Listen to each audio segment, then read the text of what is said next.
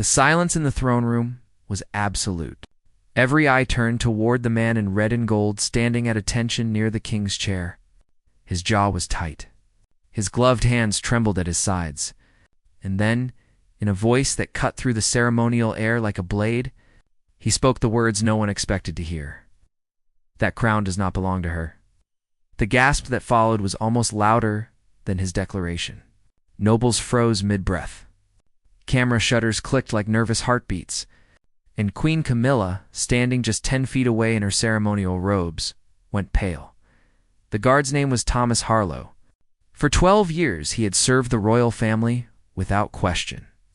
He had stood in rain and snow, endured endless ceremonies, and kept secrets that could shatter kingdoms. But today, something inside him had broken. Today he could no longer stay silent. If you love stories about courage, truth, and impossible choices, make sure to subscribe so you don't miss what happens next. Because what Thomas did in the moments that followed changed everything. King Charles turned slowly. His face was unreadable, a mask of practiced calm. But his eyes burned with something dangerous. "Sergeant Harlow," he said quietly, "you will explain yourself." Now, Thomas didn't flinch. He had rehearsed this moment in his mind 1,000 times. He knew what it would cost him. His career, his reputation, maybe even his freedom.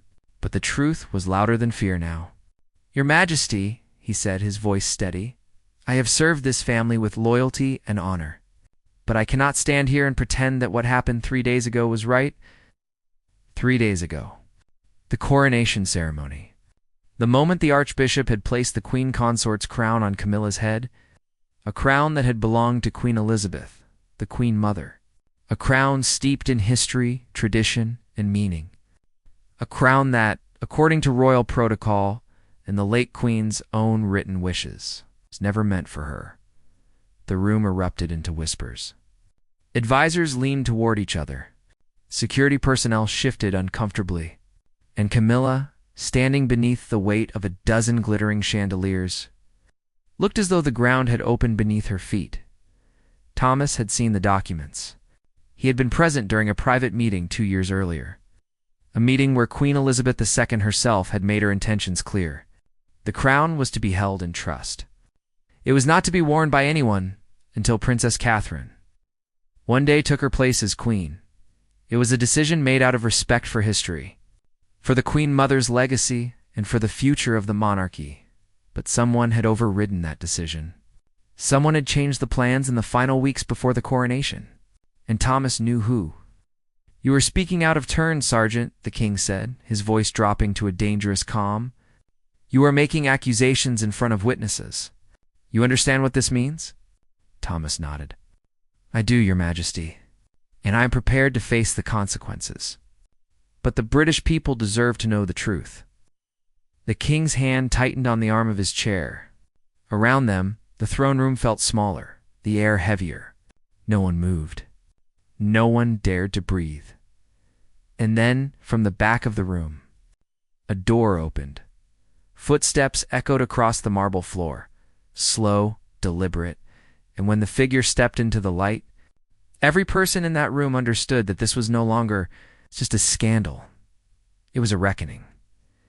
Asterisk, the woman who entered was dressed in simple black, no jewelry, no royal insignia, but her presence commanded the room in a way no crown ever could. It was Lady Margaret Thornhill, the late Queen's most trusted private secretary for over 30 years. She had been absent from public life since the funeral. Most assumed she had retired in grief. They were wrong. Lady Margaret walked forward with her head high, carrying a leather portfolio under one arm. Her eyes swept across the room, pausing briefly on Thomas, then moving to the king, and finally settling on Camilla. There was no warmth in that gaze. "Only steel, Your Majesty," she said, her voice clear and firm. "Forgive the interruption, but Sergeant Harlow is telling the truth." The room exploded. Voices overlapped in shock and confusion. Security moved forward, but the king raised a hand, stopping them. His face had gone from angry to something far more complicated. Uncertainty maybe even fear.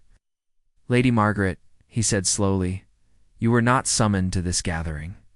"No," she agreed, stepping closer. "But I have spent 2 years wondering if I should speak. 2 years carrying the weight of a promise I made to your mother. And when I heard what happened 3 days ago, I knew I could not remain silent any longer." She opened the portfolio and withdrew a sealed envelope. The royal crest was unmistakable. The handwriting on the front, even from a distance, was recognizable to anyone who had ever received correspondence from Buckingham Palace. It was Queen Elizabeth's own hand. This letter, Lady Margaret said, holding it up for all to see, was written 14 months before Her Majesty's passing. In it, she gave explicit instructions regarding the Queen Mother's crown. Those instructions were witnessed by myself, the Archbishop, and 2 senior members of the Privy Council. It was her final wish that the crown remain in the royal vault until such time as Princess Catherine became Queen Consort. Camilla's face had gone from pale to ashen. She looked toward the king, but he was staring at the envelope as if it were a weapon pointed at his chest. "That letter was locked away," the king said quietly. "How did you, with respect, Your Majesty? It was not locked away. It was filed according to protocol. But someone removed it from the official records shortly after your mother's death. Someone wanted it to disappear." Lady Margaret's eyes moved to a man standing near the king's right side. Lord Pembroke, the king's closest advisor, a man known for his loyalty to Camilla. Lord Pembroke stiffened. His face flushed red. "This is slander," he said sharply. "Lady Margaret has no proof of such a claim." "I have the original," she replied calmly. "And I have copies that were sent to 3 separate vaults outside the palace, as per the late Queen's instructions. She knew someone might try to bury her wishes, so she made certain the truth would survive." Thomas felt his heart pounding in his chest. He had spoken out on instinct, on principle, but he hadn't known about the letter. He hadn't known there was proof. And now, standing in front of the entire royal court, he realized he wasn't alone in this fight. The king stood slowly. His movements were careful, controlled, but there was something breaking behind his eyes. "Let me see the letter," he said. Lady Margaret handed it to him without hesitation. The room fell into a suffocating silence as he broke the seal and unfolded the pages. His eyes scanned the words. Once, twice, and then his shoulders sagged. Just slightly, as though the weight of a crown had suddenly become too much to bear, he looked up at Camilla. She was already shaking her head, tears beginning to form. "Charles," she whispered, "I didn't know. I swear to you I didn't, but I did." The voice came from Lord Pembroke, and every head in the room turned toward him. His face was no longer red with anger. It was empty, hollow, the face of a man who knew he had lost.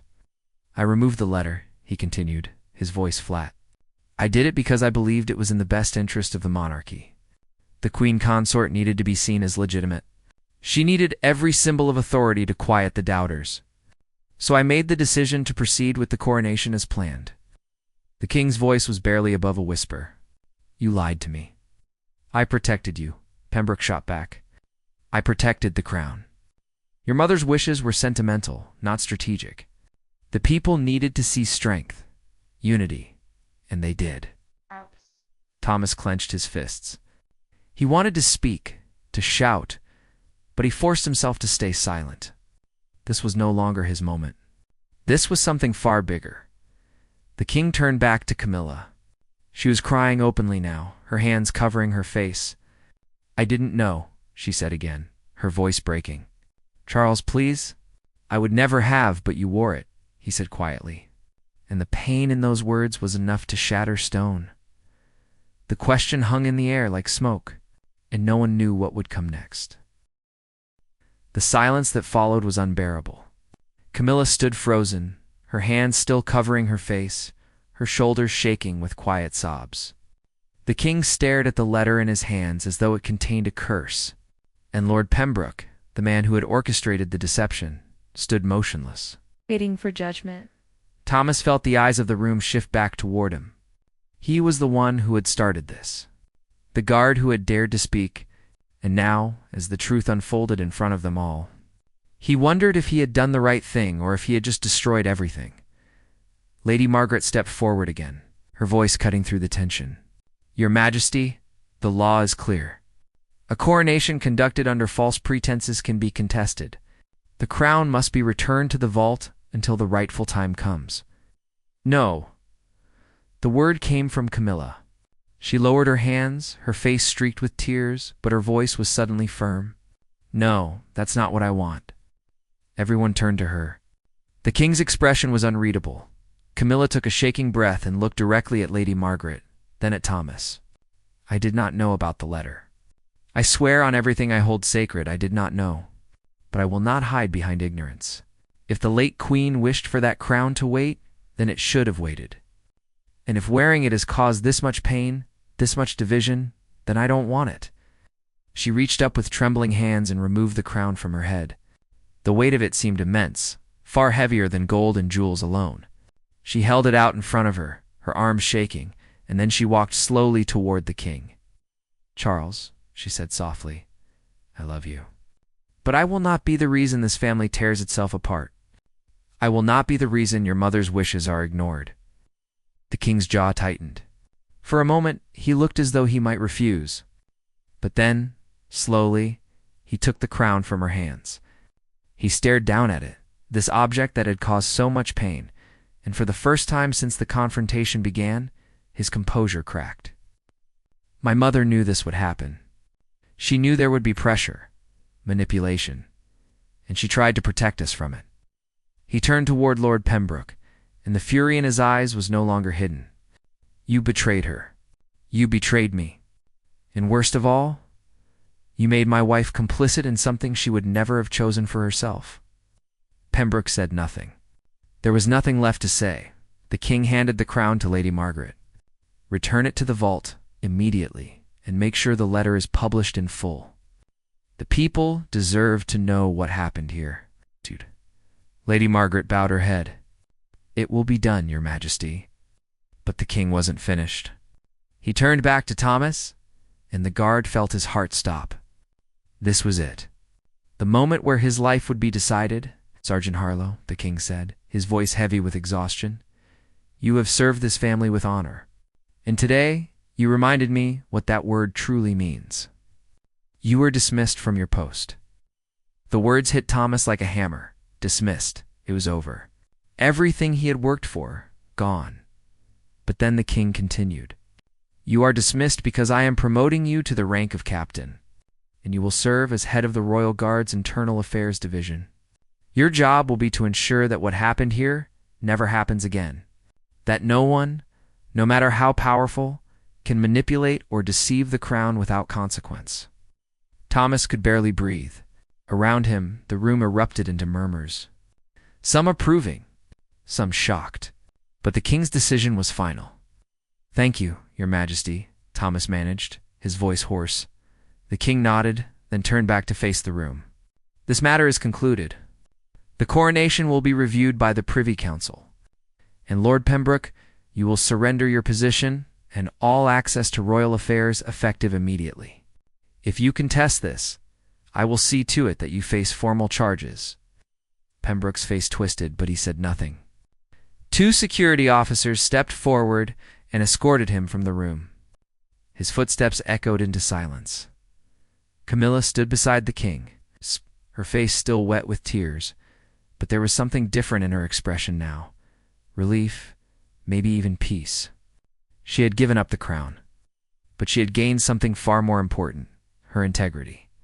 The king placed a hand on her shoulder, and for the first time since the confrontation began, she allowed herself to lean into him. They stood together in front of the throne, two people who had been tested, who had faced the weight of history and expectation, and who had chosen truth over image. But as the room slowly began to empty, as advisors and nobles filed out in quiet conversation, Thomas couldn't shake the feeling that this wasn't truly over, because in the far corner of the room, near the heavy oak doors, a young woman stood watching. She had been silent the entire time, observing, waiting. It was Princess Catherine, and the look in her eyes said everything. Catherine didn't move as the last of the nobles left the throne room. She stood perfectly still, her hands folded in front of her, her posture flawless. But her eyes followed the king and Camilla as they exited through the private corridor. And in that gaze was a storm barely contained. Thomas saw her, and he knew in that instant that this story was far from finished. He approached slowly, respectfully. "Your Royal Highness," he said, bowing his head. Catherine turned to him. Up close, he could see the tension in her jaw, the way her fingers gripped each other just a little too tightly. "Captain Harlow," she said quietly, "congratulations on your promotion." "Thank you, ma'am." She looked past him, toward the empty throne. "My grandmother was a wise woman. She understood people. She understood power. And she knew exactly what would happen if that crown was used before its time." Thomas said nothing. He had learned long ago that sometimes silence was the best response. Catherine continued, her voice soft but edged with something sharp. She also knew that some people would do anything to secure their place in history, even if it meant rewriting the rules, even if it meant dishonoring the dead. "Your Highness," Thomas said carefully, "the crown has been returned. The king has taken action. Justice has been served." Catherine's eyes snapped back to him, and for a moment he saw something raw and unguarded. "Anger, grief, betrayal, has it?" she asked. "My grandmother's wishes were ignored. Her letter was hidden. And for 3 days, the world believed a lie. Do you think the people will forget that? Do you think I will?" Thomas felt the weight of her words settle over him. He had thought his act of courage had ended the crisis. But now he understood that he had only opened the door to something much larger. "What will you do?" he asked quietly. Catherine was silent for a long moment. Then she straightened her shoulders, and the mask of royal composure slid back into place. "I will do what my grandmother would have wanted. I will protect this family. I will honor her memory. And I will make certain that when the time comes for me to wear that crown, it will be without question, without scandal, and without compromise." She turned to leave, but paused at the doorway. "Captain Harlow, you did the right thing today. But be careful. The truth has a way of making enemies, and not all of them are as obvious as Lord Pembroke." With that, she was gone. Thomas stood alone in the throne room, the echo of her words ringing in his ears. He had always believed that the royal family was united, that their loyalty to each other was absolute. But today had shattered that illusion. Today had revealed the cracks beneath the surface, the hidden resentments, the unspoken rivalries. And he had just been promoted to the one position where he would see all of it. Over the next 3 days, the story exploded across every news outlet in the world. The palace released the full text of Queen Elizabeth's letter, along with a statement confirming that the coronation had been conducted without knowledge of her final wishes. Camilla issued a personal apology, stating that she had returned the crown willingly and with deep respect for the late Queen's legacy. The public reaction was divided. Some praised Camilla for her humility and grace. Others condemned her for wearing the crown in the first place, and still others turned their anger toward the king, questioning whether he had known about the deception all along. Through it all, Thomas did his job. He began his new role by interviewing every member of the royal household who had been involved in the coronation planning. He reviewed documents, cross-referenced schedules, and slowly pieced together the full picture of what had happened. What he found disturbed him. Lord Pembroke had not acted alone. There were others, advisors, protocol officers, even members of the clergy who had known about the letter and chosen to ignore it. They had believed, as Pembroke had, that the image of the monarchy was more important than the truth. But there was one name that kept appearing in the margins of his investigation. One person who had been present at key meetings, who had signed off on final decisions, who had quietly influenced the direction of the coronation without ever taking direct responsibility. It was someone Thomas had never suspected, someone who had everything to gain from Camilla's failure. He sat in his new office late one evening, staring at the evidence spread across his desk: security logs, meeting transcripts, private emails that had been carefully worded to avoid direct implication, but that, taken together, painted a damning picture. His phone rang. It was an internal line. "Palace security. Captain Harlow." The voice on the other end said, tense and urgent. "We have a situation. The Queen Consort's private chambers. There's been a break-in. Thomas was on his feet immediately. Is she safe? She's unharmed. But you need to see this. Ran through the palace corridors, his mind racing. A break-in at the palace was nearly impossible. Security was layered, sophisticated, and constantly monitored, which meant this wasn't random. This was a message. When he arrived at Camilla's chambers, 2 guards stood outside, their faces grim. Inside, Camilla sat in a chair by the window, wrapped in a blanket despite the warmth of the room. The king stood beside her, his hand on her shoulder, and on the table in front of them, placed carefully in the center, was the Queen Mother's crown. It gleamed in the lamplight, beautiful and terrible. And beneath it, written on a small card in elegant script, were 4 words that made Thomas's blood run cold. This is not over. Thomas stared at the crown, his mind working through the implications. Someone had bypassed every layer of palace security. Someone had taken the crown from the royal vaulta location known only to the most senior members of the household and placed it here as a threat. Who has access to the vault? He asked, his voice tight. The king's face was pale. Myself, Lady Margaret, the Archbishop, and the head of the Privy Council. And Princess Catherine, Camilla added quietly. Thomas turned to her. What? She was granted access 2 months ago? Camilla said, her voice trembling. As part of her preparation for future duties, it was standard protocol. The room went silent. Thomas felt the pieces of the puzzle shifting, rearranging themselves into a picture he didn't want to see, but he couldn't ignore the evidence. The careful manipulation. The perfect timing.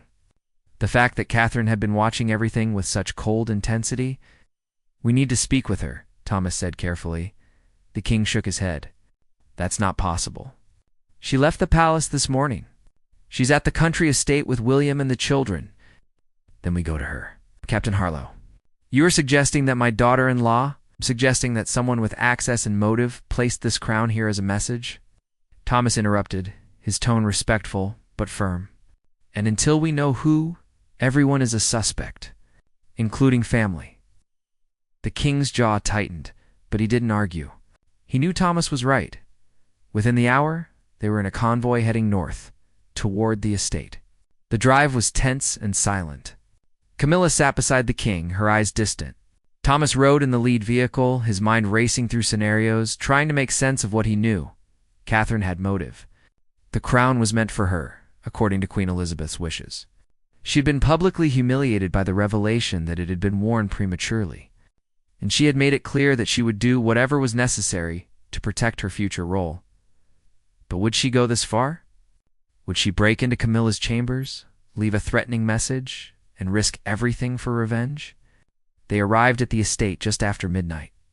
The house was dark, except for a single light in the study. William met them at the door, his face lined with concern. What's happened? He asked immediately. The king explained in brief clipped sentences. William's expression darkened with every word. When the king finished, William shook his head.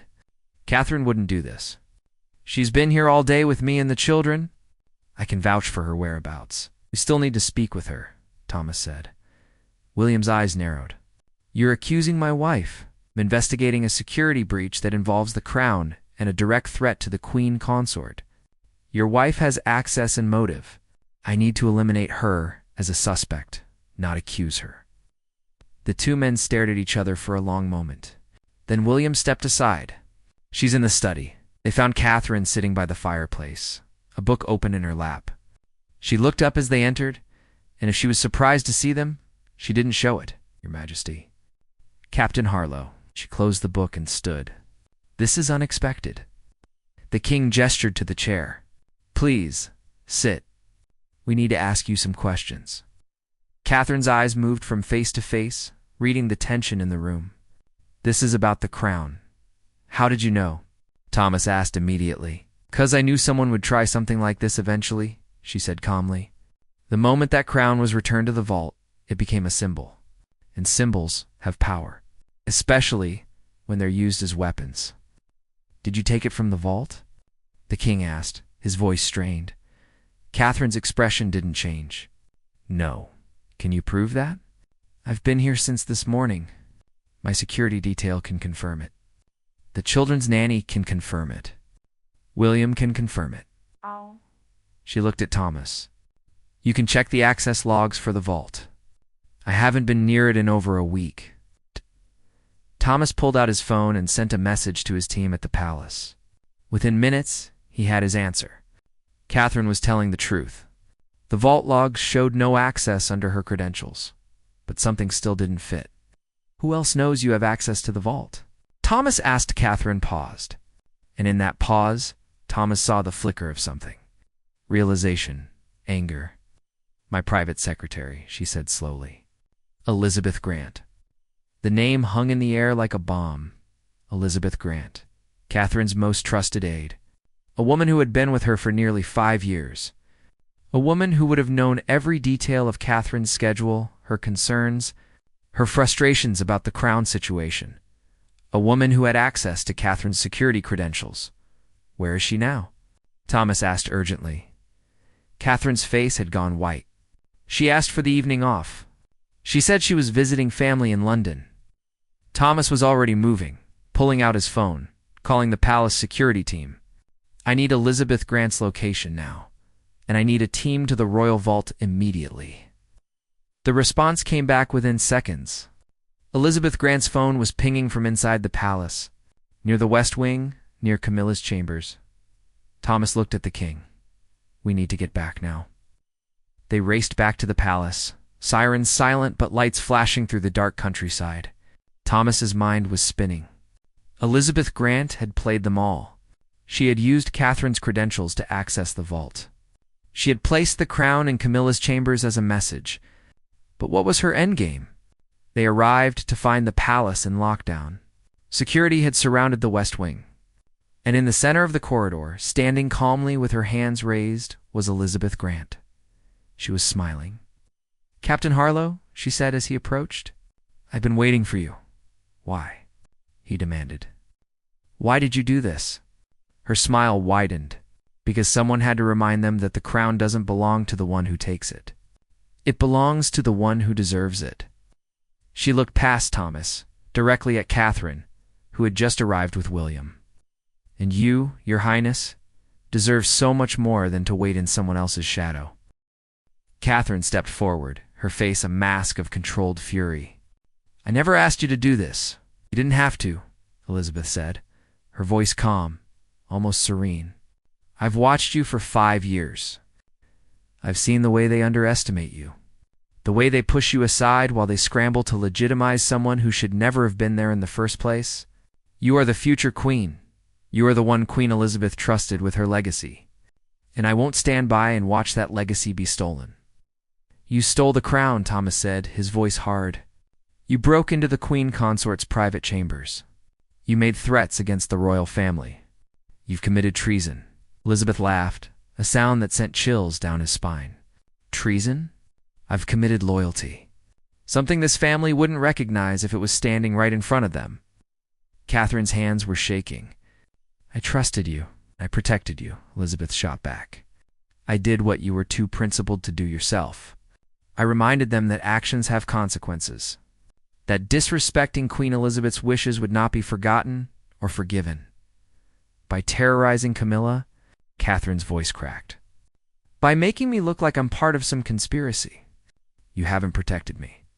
You've destroyed everything I've worked for.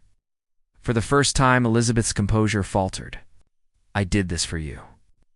You did this for yourself, Catherine said quietly, because you wanted to matter. You wanted to be part of something bigger, and you used me to justify it. The silence that followed was devastating. Elizabeth's face crumpled, the mask finally shattering. She had expected gratitude, validation instead.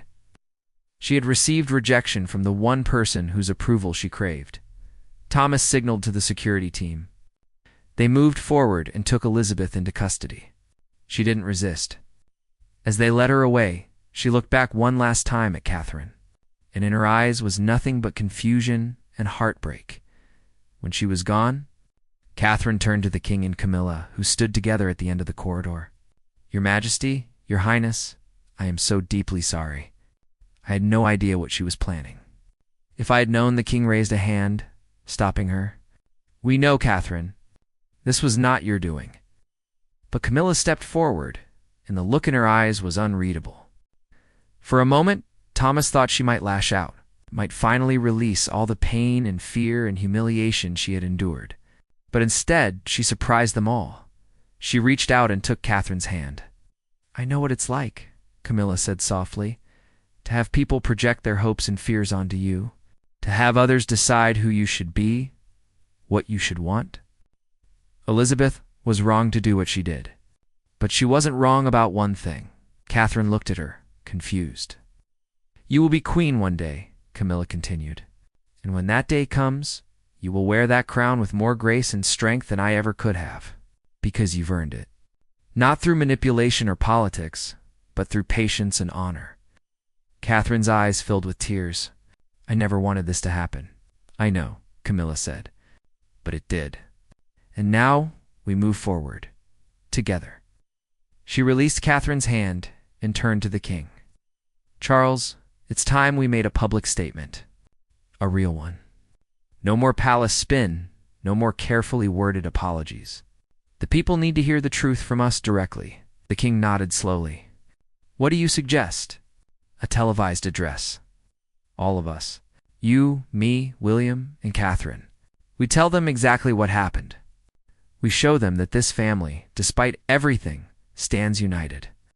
Thomas watched as the four of them stood together in that corridor, surrounded by guards and shadows and the weight of history. It wasn't a perfect solution. It wouldn't erase the scandal or the pain. But it was honest. And maybe he thought that was enough. 3 days later, the address aired. Millions watched as the king and his family sat together. No scripts, no teleprompters, just for people speaking from the heart. They acknowledged the mistakes. They honored Queen Elizabeth's memory, and they promised to do better. The response was overwhelming. Not everyone forgave. Not everyone understood. But most people saw what Thomas had seen in that corridor family, choosing truth over image. Unity over division. Elizabeth Grant was charged with breaking and entering, theft of royal property, and making threats against the crown. Her trial would be private, as was custom for cases involving the royal family. But the evidence was clear, and her guilt was never in question. Thomas continued his work as head of internal affairs. He implemented new protocols, new checks and balances, to ensure that what had happened could never happen again. And slowly, the palace began to heal. One morning, several weeks after the address, Thomas was walking through the palace gardens when he saw Camilla sitting alone on a bench. She looked peaceful, more at ease than he had seen her in months. Captain Harlow, she said as he approached. Come, sit with me. He did, unsure of what to expect. I wanted to thank you, she said. For what you did? For speaking up when everyone else stayed silent. I was just doing my duty, Your Highness. She smiled. No, you were doing something far more important. You were being brave. And in a place like this, where image matters more than truth, bravery is a rare and precious thing. They sat in silence for a moment, watching the sun filter through the trees. Do you regret it? She asked. Speaking out that day? Thomas thought about everything that had happened. The chaos. The pain. The scandal. But he also thought about the truth. About justice. About the look in Lady Margaret's eyes when she held up that letter. No, he said. I don't regret it. Camilla nodded. Good, because the world needs people like you. People who are willing to risk everything for what's right. She stood and placed a hand on his shoulder. Take care of this family, Captain. They need you more than they know. And with that, she walked away, leaving Thomas alone in the garden. The weight of her words settling over him like a mantle. He had spoken the truth. He had stood against the crown. And somehow, impossibly, he had survived.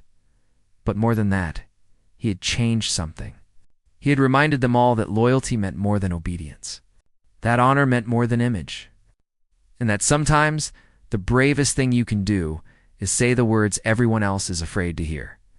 That crown does not belong to her. For words that had shattered a kingdom. And in the end, helped rebuild it stronger than before.